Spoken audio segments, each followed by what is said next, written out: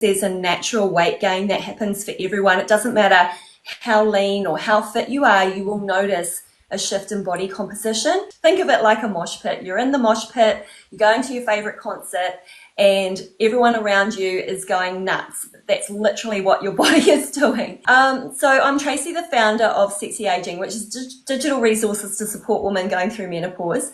I come from a fitness and wellness background with over 30 years in the industry. I've trained thousands of women, and I hit a barrier when I went through perimenopause myself. Had never had an education on what perimenopause was, didn't understand the hormonal fluctuations that were happening, was pretty pissed off that nobody told me, and started a podcast so that I could talk about healthy aging, what it means to age well, talk to the experts. And then I went down the rabbit hole, and menopause was a big conversation there. After that, I wrote a book on my personal experience with 35 perimenopause symptoms, and I had a lot of women contribute their own stories in the book, so it's called My Menopause Memoir. And then I kind of shifted towards what I naturally gravitate to, which is health and fitness, and developed probably the world's first all-in-one fitness and wellness app for menopause women. So everybody, my name is Taryn. If you don't know me already, I would say a perimenopause coach accidentally, and a bit of a comedian and dramatist. A lot of a comedian. and a lot of a dramatist. And for the last year and a bit, I've been looking into perimenopause, doing a lot of research, speaking to a lot of people. And one of the wonderful people I came across was Tracy, who you see here. And I've done a podcast with Tracy, and then I've asked her to come and do a live with me, because Tracy is a fitness guru. And before that scares any of you away, she's a perimenopause specialist. Yeah. So she's going to answer some of the questions about perimenopause. Before we start, Zoe did ask a question. Why don't I get regular periods? I gym 5 times a week and eat good. Okay, well, the first part, why don't I get regular periods? Well, I'm just making the assumption that Zoe's maybe in perimenopause, so that would be a perfectly normal thing that happens as you go through this life stage. When your hormones, your estrogen, progesterone, start to dysregulate, like a lot of things in life, then it makes the regular 28 to 32 day cycle irregular. And so you could be getting your period more frequently, could be getting it heavier, could be getting like months without it. So it's different for everyone. Does gym impact it? Does the amount of exercise you do impact? Right. So if you're in perimenopause, then no. You could be going to the gym every day and still have irregular periods.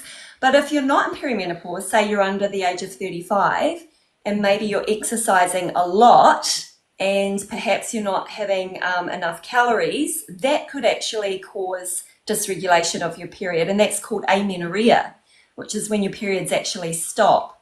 So that's a health issue. That's not something that normally happens in perimenopause. Perimenopause isn't really affected by how often you go to the gym, whether your periods are regular or not. Hopefully that answers. She says, yeah, I think because I'm on a calorie deficit. So a calorie deficit diet would definitely impact on your hormones and your regular periods, especially if you're under the age of 35. We can talk about a calorie deficit diet. I'm just wondering, does it impact... Maybe we can weave in how it could impact perimenopause in a positive, good way. Because on that, I see a lot about calorie deficit diets and how it can create cortisol production, which is not good for perimenopause. And I'm keen to know your thoughts on that. Well, yeah, so I think this is probably the biggest challenge for women as they go through perimenopause, is there's a natural weight gain that happens for everyone. It doesn't matter how lean or how fit you are, you will notice a shift in body composition. A really big part of that is losing lean muscle tissue, which happens at this stage of life. And once again, it comes down to your hormones dropping, estrogen, testosterone, progesterone, all starting to lower. That's normal. Like, that really is a normal thing that happens for us as we age. But how it impacts our body composition and our health overall is we just start to lose that lean muscle tissue that we've probably maintained for years and years. And maybe you did a little bit of weight training, or maybe you do a bit of exercise, maybe not even at the gym. You've got a good amount of lean muscle tissue that regulates your body composition and burns fuel pretty efficiently. Once you go into perimenopause, that completely changes. So when people say a calorie is a calorie and you should get onto a calorie deficit diet, that actually is quite challenging through perimenopause. It's like your insulin levels and your cortisol levels change, as well as all the other hormones. So it becomes like a mosh pit. Think of it like a mosh pit. You're in the mosh pit, you're going to your favorite concert, and everyone around you is going nuts. That's literally what your body is doing. So insulin and cortisol aren't playing very nicely with estrogen. Estrogen's gone, see ya, I'm not friends with you guys anymore. You deal with it yourself. Cortisol levels rise, and that affects your insulin, your body's ability to use fuel. So it starts to deposit visceral fat stores predominantly around your stomach area. That's probably what you notice as you're going through perimenopause. And that's really, really frustrating. There is definitely things you can do, but a calorie deficit diet does not seem to be working for a lot of women at this stage of life. And a big part of it is a major mindset shift around how you're going to look after your health and your body composition. Tell us about that mind shift. What do we need to do? I mean, you and I have probably gone through this, Taryn. I mean, even as a fitness person, I definitely have seen a change in body composition, and it was really frustrating at the beginning because I'm around all these real fit bunnies, and they're a lot younger than me, and you feel on some level that you're failing because you're supposed to walk the walk, talk the talk when it comes to fitness. And you see your body start to change, and it's like really upsetting. But as I got to know more about this change of life, menopause, it became apparent to me that my long-term health would be the most important thing to consider. And yeah, maybe I'll have a little bit of body fat where I don't want it, but there's other more important things that are happening to my body that I can actually prevent. For example, my bone density is also dropping if I'm not doing weight training. If I don't change some certain things in my diet, then I'll always have this bloatedness or this, really uncomfortable gut issue, right? And my skin breaks out if I eat certain things, and I'm a little bit vain, so I don't want the rosacea and the redness and the skin breakouts.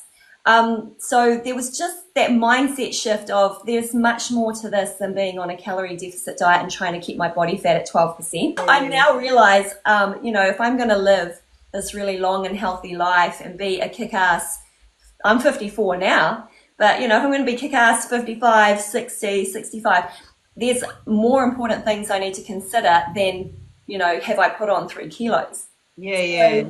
And that actually, I'll be dead set honest, has taken me years to get to that place. Yeah. And I feel like it takes about 5 years to realize, hey, there's more to this than just losing body fat. There's, my brain health is so important. Like when you have brain fog as you're going through menopause, it's like terrible. You lose confidence in speaking. Like we could never have this conversation on TikTok. I wouldn't be here, absolutely. I'd be terrified to show up and have a conversation. Now you can't shut me up. I think we're so used to speaking about it as well. There's so much with perimenopause. I think with aging, just generally, there's such a stigma to it. And a lot of the older people we see, really look old. They walk in an older way. Yeah. But there's also a lot of people that are really great role models that still are strong, not just in physical appearance, but also in force and personality and nature. And I think if we look up to those people and have that mindset, like you say, those are the more important things. Yeah.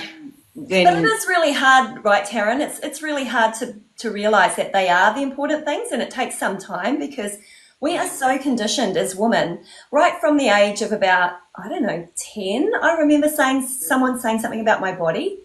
And it really kind of impacted me. And then you start to get, I don't know if anyone remembers the Dolly magazines, and then it was Cleo and Cosmo. And magazines and terrible. Yeah. And so we're growing up with this, and we are conditioned, like majorly conditioned from a very young age to believe that we need to look a certain way to be valuable, to be worthy to society, to catch a man, you know.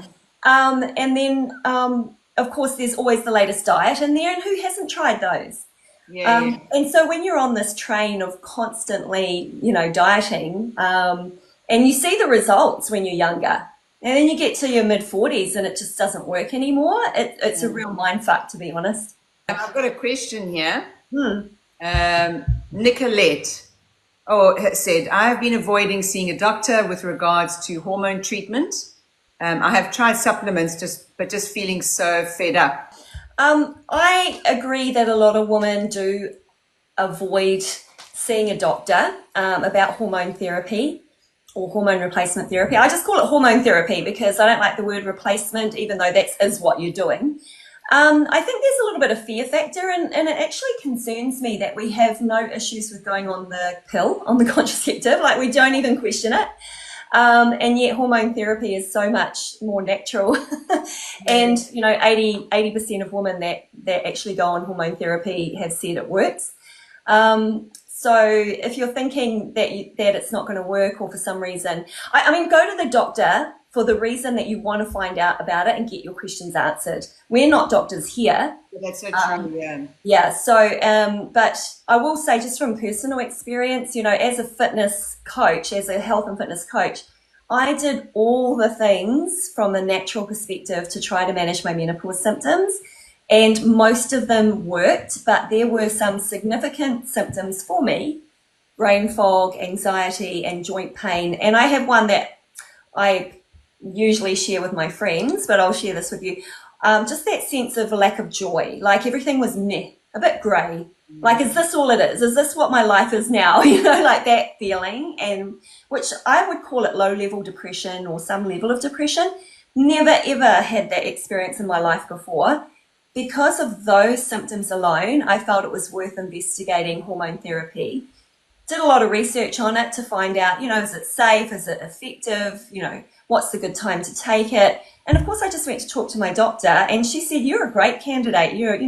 I was 50, but if I knew what I know today, I would have started at 45, because that's when I really started noticing some symptoms. In retrospect, I was a bitch. I was like so mean, angry, ready to take anyone down, and, work and home, not sleeping, really stressed out. And I feel like, if I'd known about hormone therapy in my, mid-40s, I'd be like, let's do this. And one of the other things, you can always stop. You're not held to the fire to take it, like, I think people don't realize that once you start it, if it's not working or you're not feeling comfortable, just stop. Don't put the patch on. Don't take the pill. Just stop, It's not like other pharmaceuticals where if you take it, there's got to be a weaning period or anything. Yeah. Tracy, can we talk a bit about fitness and during the perimenopause stage? We all feel so horrible. We've got no energy. We've got no motivation. We hate ourselves and our family. So I like to think about trying to stay fit and most of all, like, add weights to my daily regime. Like, how do you help women with that sort of thing, with that motivation? I have a huge amount of empathy for women trying to fit in workouts.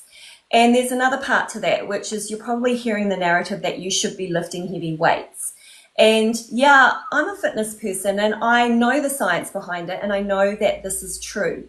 However, with all the women that I'm speaking to and your busy lives and the stress of work and having to, get home and then you're cooking for everyone and it's like, where do you even fit it in? Like, I 100%, 1,000% understand how challenging that can be. So this is what I say. You start where you're at. What does that actually mean? Well, the first thing I tell people to do is in the ideal situation, you're going to pick up some dumbbells and you're going to start, working your muscles in a way that builds strength. Like, that is number one, right? Whether you do it at home, whether you go to the gym, and once a week is better than never. Once a week, right? 20 minutes. Like, people feel like, oh, it's not enough. I'm like, well, you weren't doing anything before. So,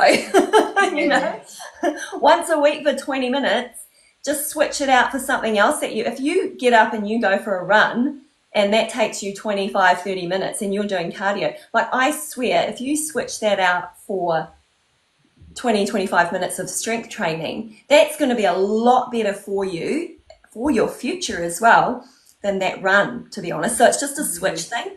And then the other part to it, when it comes down to general fitness and health, walking, hands down, walk every day. If you've got a dog, that's even better, right? So you've got like no excuses. Or find a friend and walk and talk, because there's another part of menopause other than the physical aspect. A big part of it is the mental wellness. So I just feel like going for a 20-minute walk just does so many good things for your body. It's cardiovascularly good. It gets your body moving, keeps your muscles moving, and fixes your brain. And you get to fix all these thoughts running through your head. So that would be my first point to anybody who doesn't exercise, is like, just get out and walk. Just walk. That's all you need to do. And when you start to feel kind of good about yourself, go, okay, so show me some strength training, like, where shall I start? And then look for that. Look for, credible pieces. I like what you said about start where you're at, because I often say to women, just do the best with where you are right now. Like the best you can. Because we beat ourselves up. So we get started and then we feel like we fall off the bandwagon. I only went to the gym twice instead of I'm supposed to go 3 times and I only went twice. I'm like, that's twice more than your neighbor, Just don't beat yourself up. Like, just accept what you can do. And, do, like, that's why I say once a week is not, people underestimate how valuable that could be. Nicola said, I have trained for many years. No, the CrossFit training isn't helping anymore. So now I'm back to weight training and Pilates, but not seeing results. And that's so demotivating. Yeah. I want to talk about results, because the results that I think Nicolette's talking about is a physical change. And when you're going through menopause, it will be much more difficult to see a physical change, because we're battling the hormones that are depressing our lean muscle tissue, being able to build up our lean muscle tissue. So that's when I said right at the beginning of our conversation how important mindset is. So I'd like to challenge Nicolette when she goes to do her. Nicolette, when you go to weight training or you go to Pilates, I want you to really think about what your body is doing as you're going through the exercise. Like, think about, I am building strength in my muscles. I am building strength in my joints. My bones are getting stronger. I'm not going to be that, freaking old lady that falls over and never gets up again.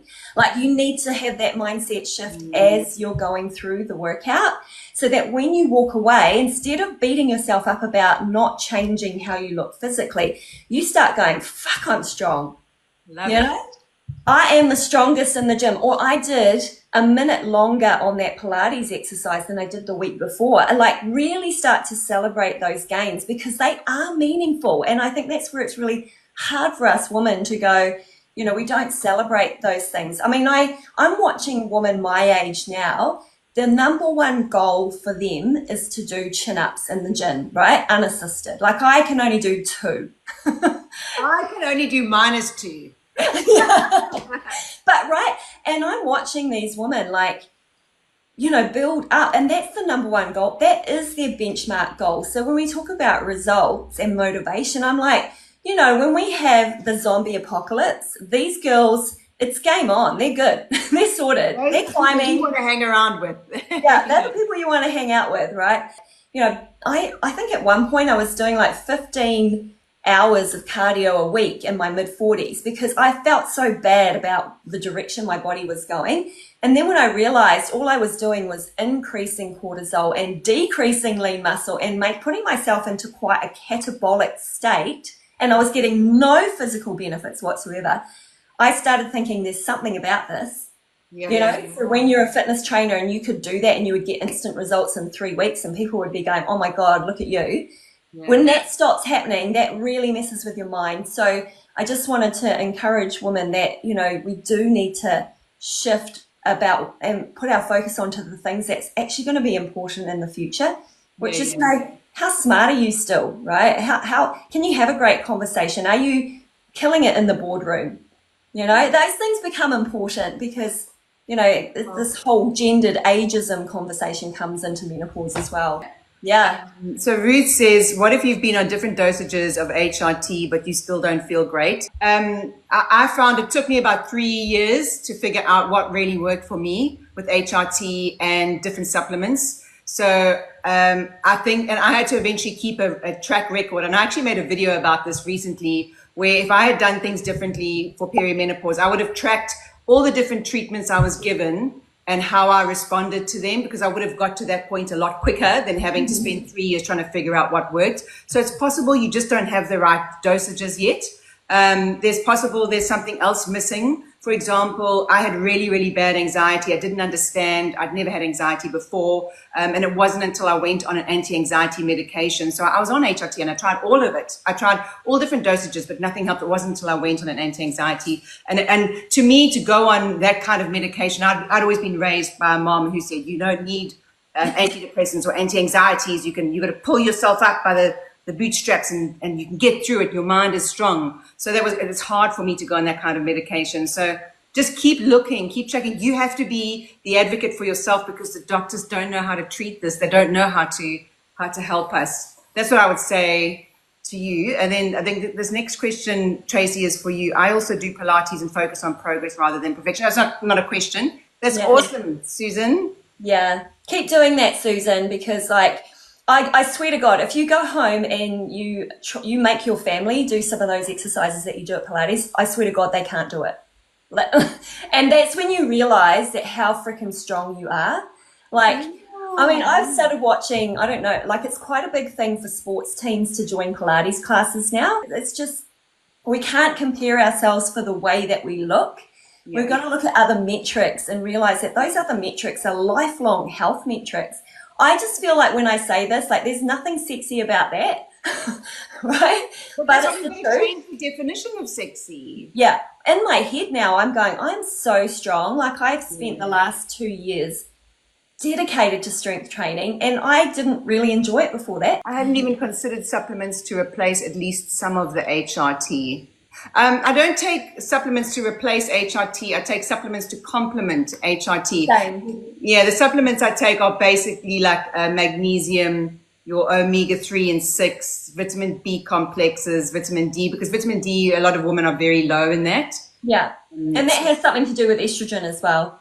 Yeah, so those are the things. I don't want to replace HRT, but the HRT that I'm on is bioidentical. I don't know which one you're on, Tracy, but I found the bioidentical I tried the pharmaceutical. It didn't work for me, but the bioidentical does. And I think that's another thing, research what works for you. It could be the type of HRT you're on. I 100% agree. So let's talk about maybe the type, because we're on different types.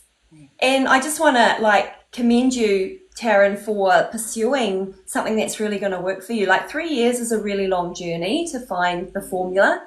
Right. And because every woman's journey is completely different, it's like a bingo card with our symptoms. It's like you get this bingo card and you could have any 7 to 10 of those. Everyone is completely different. And so therefore the journey to find the formula that's going to support them. And the formula isn't always medical. It could be, just lifestyle changes. I've got friends that do not need HRT. They go, no, I don't need HRT. I'm good. And I look at them live their lives and they go to bed early and they eat really healthy and they're not word dropping or anything like that. So that's fine. That's their choice. And I've always thought that this is a buffet for us. We have choices as women. Yeah. And one of the choices for you is the bioidentical, which is the compounded pharmaceutical hormones, right? Yeah. So you'll go to a compound pharmacy and they'll make it specialized to your blood type. Yeah. And so the standard practice is you go to a menopause specialist or even your GP, and they would recommend 2 types of hormones, so progesterone and estrogen, whatever you need it for your symptoms. It's quite different for everyone. So I take the pharmaceutical HRT, which is FDA approved. It's pretty much used throughout the world, and it's safe and effective, and it's free in New Zealand. I'll just say. We're really, really lucky here. Yeah, wow, the government actually funds HRT because, I'll tell you why, woman 40 plus is the fastest growing demographic in the workforce in New Zealand and probably globally, I'd say. And so the government have got, okay, we can't afford to have these people leave or be unhappy or, you know, have more health issues because, you know, once you go through menopause, you're actually facing a lot of health issues. Yeah. And so the government can see that there is the science that supports heart health, bone density health, not brain health just yet, but it looks like it's coming. But we should be funding this important essential, these important essential hormones for women in the workplace.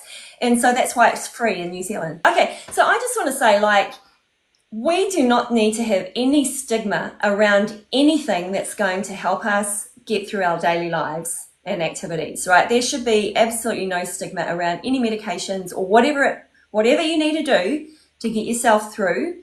So I would say a lot of doctors do actually prescribe anti-anxiety or antidepressants before HRT. But in your situation, Taryn, the HRT didn't fix that situation. And so you need to look for something that will. Yeah. And a lot of women I know are on both. But I think what he's saying is that before they give HRT, they do antidepressants. I think it should be the other way around. Yeah, I think it's going to start shifting because a doctor just needs to ask a woman, how old are you? You know, and then it's like, oh, ding, ding, this is what happens when a woman gets to 40, 45. Yeah, there needs to be, there needs to be more education of doctors. Well, I think that's starting to happen. So there was the International Menopause Society conference recently in Melbourne, Australia. Yeah. I know quite a few doctors from Australia who went to that. A lot of friends from New Zealand went to that. Tracy, okay, so you've spoken to thousands of women, you've trained thousands of women. If you could choose 3 things off the top of your head that stand out to you the most about perimenopause and weight, health, fitness-ish stuff, what are the 3 things that stand out to you the most? From experience or from experience? Okay. I think the first thing is that we're not aware that it's going to happen. And like you've mentioned, the lack of education. And while there's also lack of education for doctors, there's lack of education for women generally. We probably remember having the period talk with our mum, sister, teacher. They tell you what's going to happen and what to expect as you go through your periods, as you start your periods, start menstruating. But you don't get the other part of the conversation, which is, and at some point your periods will stop. Like nobody's going to be hell. Not just stop, it's going to be hell. Yeah, so I think it's like being really open and fulfilling the whole conversation on what a woman can expect, you know, through her reproductive life cycle, right? Not let woman fall off the edge. Like, what the fuck is this? Yeah. And why is it happening? And why didn't anyone tell me there was an edge there? Yeah, like I fell over the edge and now I'm crawling along the bottom. What is this? Yeah. So, right. I get back up. Yeah. And then I think this, as soon as you realize, as soon as you start to realize, like, okay, I don't feel good. Something's not right. Why is this? Why have I suddenly got frozen shoulder? I don't remember hurting myself in the gym. Yeah. You know, like the little things like that. Start to investigate. And I think, unfortunately, for a lot of women, it'll be Google investigation. But start to investigate. Just put in, you know, a few symptoms, things that are happening, or start tracking your symptoms. Just write it down. Yeah, I actually have a symptom tracker on my website, so I've put sexy aging in there. Yeah. So people can just go and download the symptom tracker. You just start ticking away at any of the strange changes that you've noticed. And these are changes, like they are different, right? It's like they blow your mind. And it's quite random. And then the next thing would be to really start to identify how you're going to live the next 40, 50 years of your life and how you want to do that. And that's that mindset shift. And the sooner you can move away from the, oh my God, I don't fit my dress anymore, the sooner you can move away from that conversation, the better things get. Once you start applying the science and go in for the long term. Because I'll just say, honestly, been in this space now probably been in this space as an educated menopause specialist, because I've been in menopause for a long time, but as an educated menopause specialist, probably about 7 years, and I have noticed women in postmenopause start to lose the weight, start to feel amazing again. And, you know, they also have this kind of energy and new lease on life. And so I just want to give people that little bit of hope that it looks like things look good through the other side.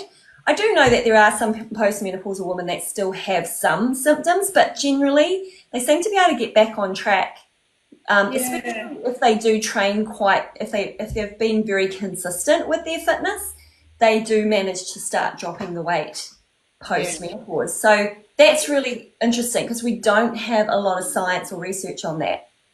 I think what you can do in menopause, which is what you can't do in perimenopause, is you can stabilize your hormones, because in perimenopause you're all over the place, whereas menopause, it's dropped off completely. So you can, with HRT, you can actually regulate exactly how your hormones are working in your body, especially if you keep your cortisol levels down. So I think if you can do all of that, then it's easier to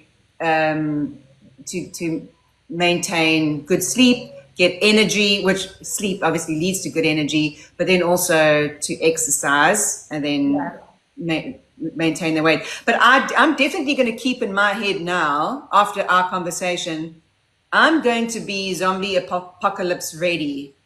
I'm going to be the woman that people look to as the leader, because I'm so strong and capable, rather than the one everyone's going to look at and go, oh my God, she looks so good, because nobody's going to care how I look in a zombie apocalypse. You know what?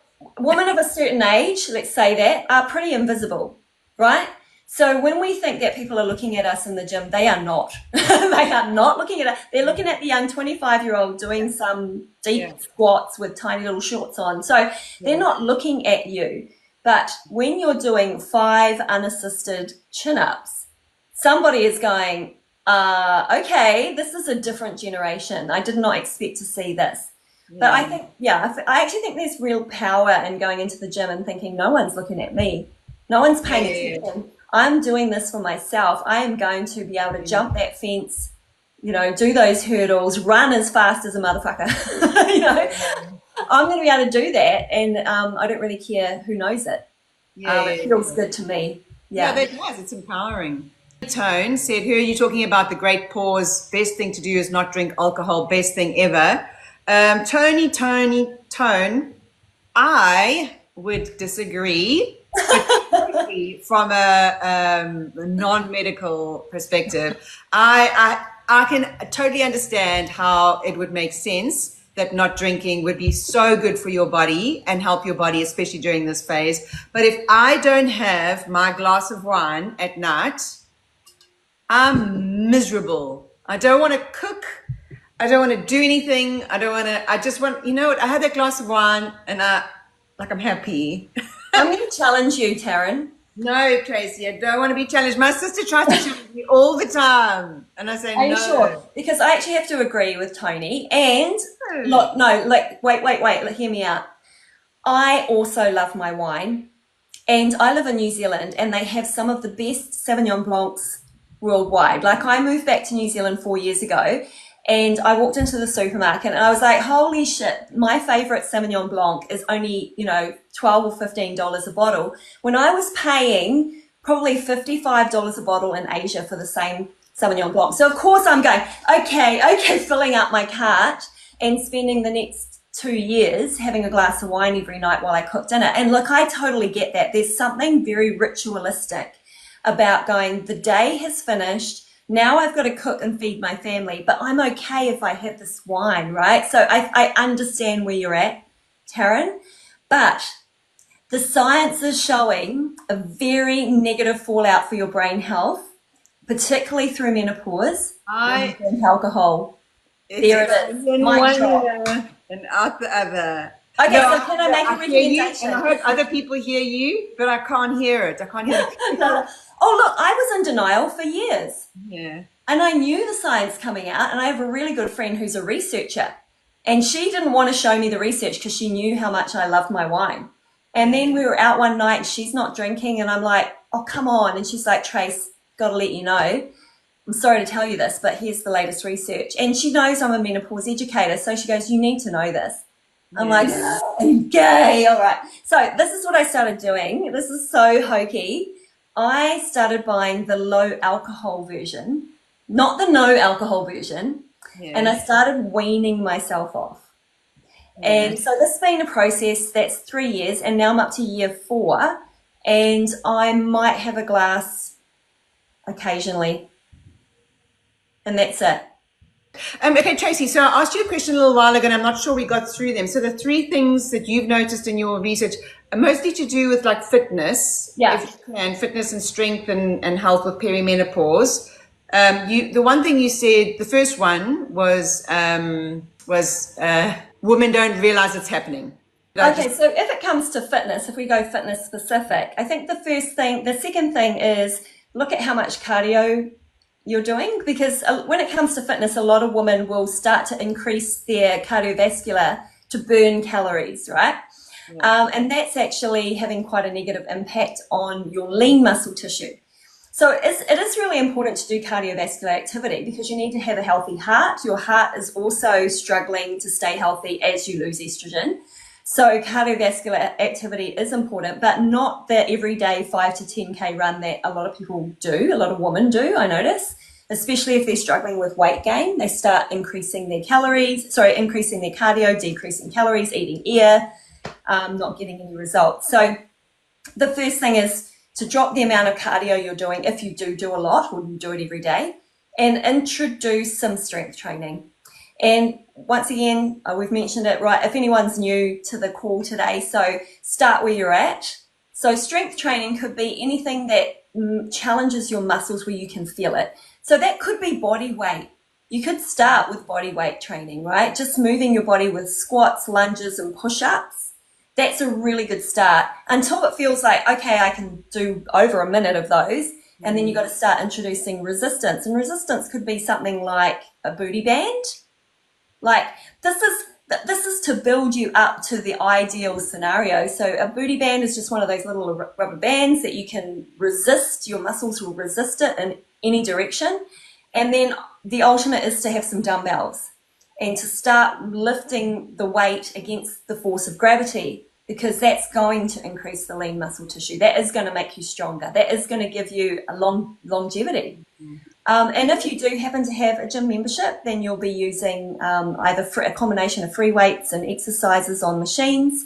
And those things, like other than helping you get lean muscle tissue, maybe helping your metabolism a little bit, it's going to give you, stronger joints, stronger bones, better mental health, and longevity is the important thing there. Just way too much science to say no. But the other thing is exercise is probably the number one way to manage your mental health. And there's that research that came out of an Australian university this year that said, 100%, if you're going to do anything to manage your mental health, it's exercise. Yeah. One of the things I started doing when I had been for a long period of time without exercise, I exercised my whole life. I was always a runner, and then I hit perimenopause and just couldn't be asked to do anything. Yeah, I agree. Lost a lot of muscle, put on a lot of weight. And then one of the things I found I started to do was yoga, which I'd never wanted to do before because I'd always exercised in a way that burnt me. Yeah. Like I got to the end of an exercise and I wanted to die. Like I felt like I was going to vomit. I'd exercised so hard. And I'd never wanted to do yoga because I thought it was too calm and peaceful. But I actually found that there's still that using your body weight as your weights. And there's that flexibility and mobility. And given I hadn't done something for so long, I found it really tricky. Even to do 5 minutes, I found it hard. So I started to do just that yoga, and then eventually was able to build that up. So I think that's also a nice way to exercise. You get an app. You've said you've got yoga on your app. Yeah. And it sounds like your app's quite rounded. I know I haven't had a chance to look at it, but it sounds like your app's quite rounded. So if people want to start there, and then they could, when they feel like they're a bit stronger, they could move on to the exercises that they've got as well. Yeah, I actually have a full beginner bodyweight program because I realize that there are a lot of women who have never gone into a gym, who have never done any kind of resistance training, who are quite fearful of what it means to move their body in that way. So I thought I'd really miss an opportunity if I didn't offer something for the complete beginner. So people start there and then they actually move quite quickly into the strength training. So that's exciting. It's really, I just got a message like yesterday from someone who said I couldn't do a plank for longer than 45 seconds. And now I'm doing all of the planks, for the entire duration. And I couldn't do that like 6 weeks ago. And I think 6 weeks is quite quick, to go from 20 seconds to 45 seconds in 3 rounds. I think that's awesome. As well. Yeah. Keep up with 6 weeks. Once you get to 6 weeks, I reckon you've built up that habit that you wouldn't want to stop. Yeah, well, you're seeing the results and you're actually recording it in the app, and the app is telling you when you do it again, this is what you did last time. So you can't really like not do that. And there's also a menopause symptom tracker in there, like built in, and a period tracker, because a lot of women are really struggling to they're having irregular periods, so it's actually really good to see how irregular is irregular and then be able to talk to your GP if you need help. So Tracy, what's your advice to women who are watching and who still have it in their mind that they're not quite ready to get out there and do some exercise? Yeah. I do speak to a lot of women who are like, you know what, I don't even have the motivation or the energy with the way these symptoms make me feel. And I distinctly remember a time where I got up every day, got into my workout gear, had my coffee, sat on the couch, and I didn't go to the gym. And I didn't go for 2 weeks. And I knew for me personally, that was a problem. That's when I realized I actually need some more help. So even though I am a fitness, bunny, I do remember a time thinking, what is this and why do I not have this motivation? So I do really understand that, even though it hasn't been years of it. I think that what you can do is really start to educate yourself on what you're actually experiencing. Like, don't put any pressure on yourself to start moving, doing the weights, doing all the things, going to Pilates, yoga. Don't put the pressure on yourself. Investigate where you're at. Like, what symptoms are you actually experiencing right now? What are the ones that are really messing with you right now? And really start to understand your body, and then either go and see a specialist. It could be, if you prefer to see a naturopath, because all roads will lead to a healthy lifestyle if you're serious about your health. Right?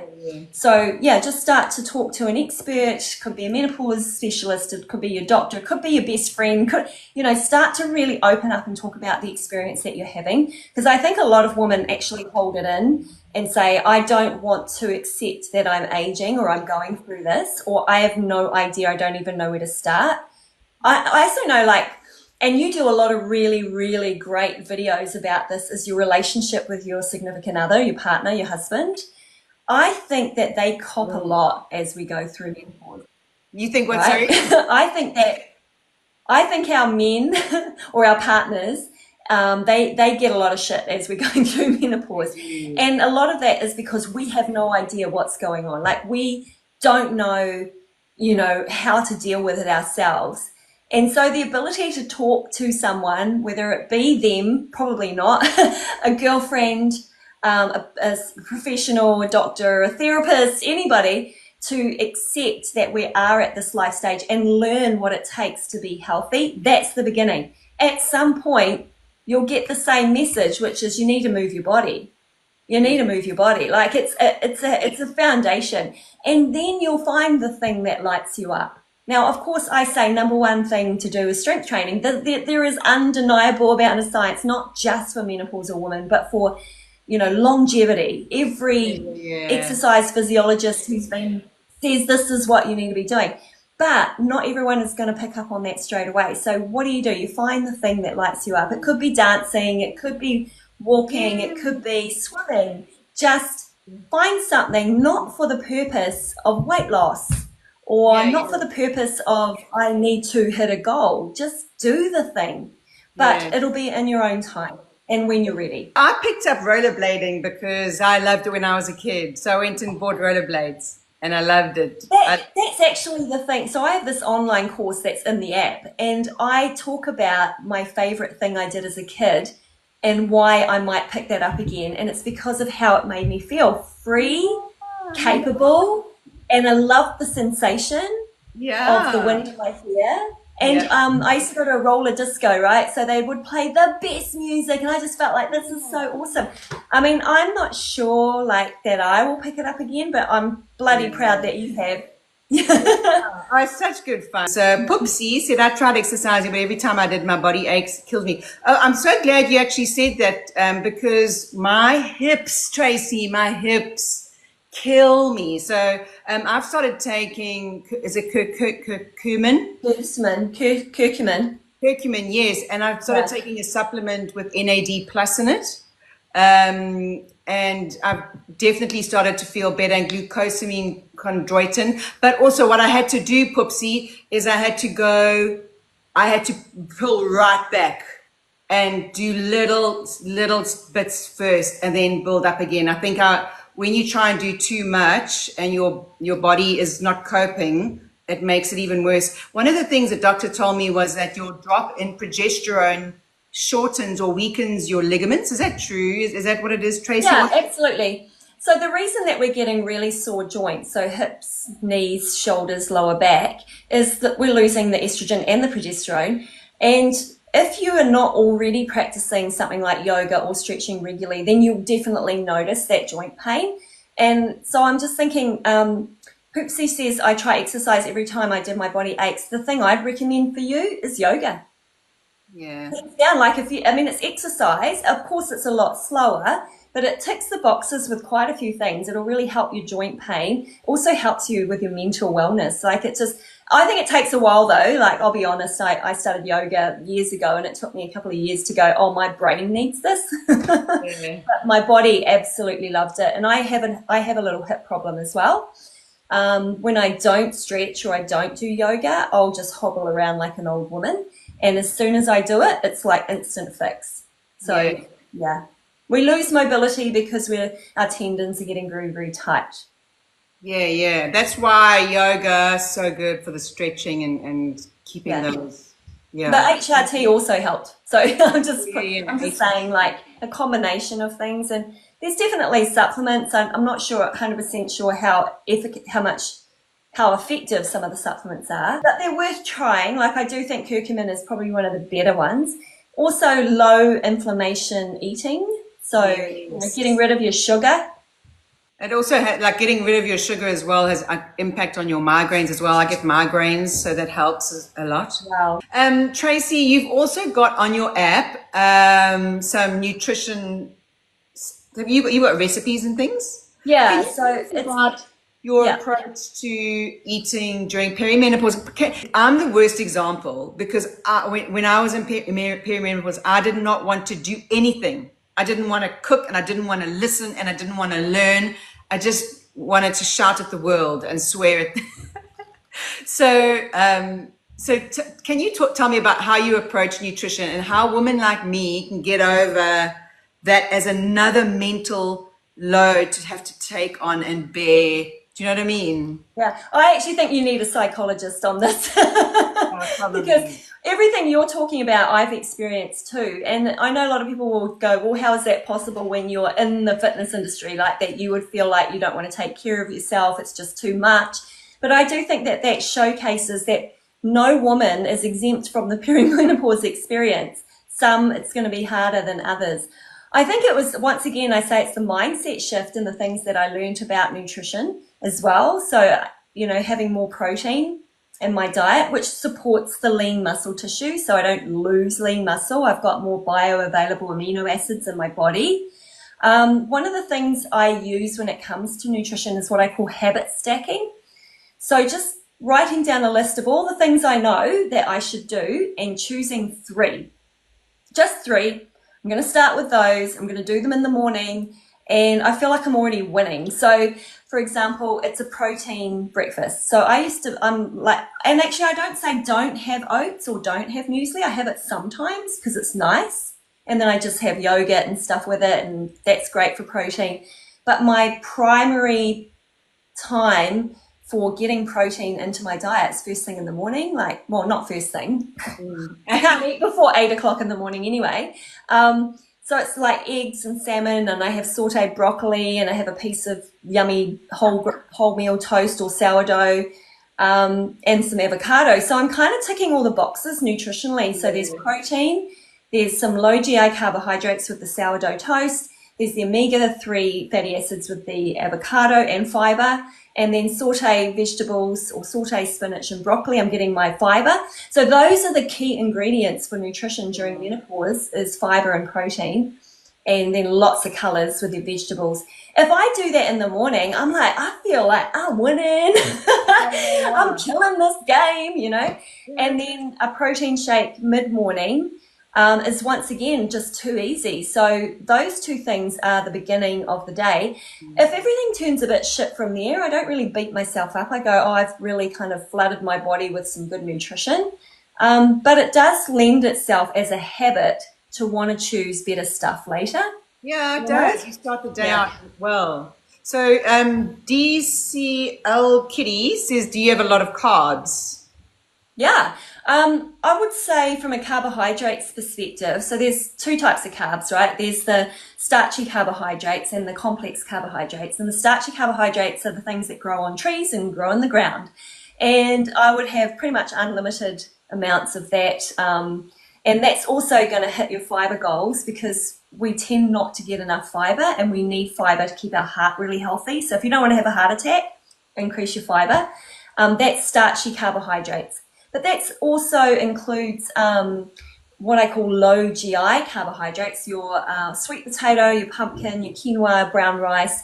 And yeah, I do eat those as well, because without it, I feel like my brain runs out of fuel, and there is a link to cutting carbohydrates and having worse brain fog during menopause. So for people that do go on, you know, fasts and keto and stuff, and do struggle with brain fog, I would say just introduce some of those carbohydrates. And then there's the complex carbohydrates, which is the stuff that's baked, like muffins and donuts and bagels, and yeah, stay away from those. And it also causes inflammation in your body. So anything that's like processed and baked, complex carbohydrates like that, you just actually want to avoid them if you can. That was so fun. And it went really fast. And I think that we've got like 1,000 other things we could probably talk about. I know. Yeah. So Tracy, thank you so much. Go follow Tracy. She's got great information. Her TikToks are short and easy to follow as well. So they're perfect. Thank you. Thanks, Tracy. It's so good to talk to you, Taryn. I really appreciate it.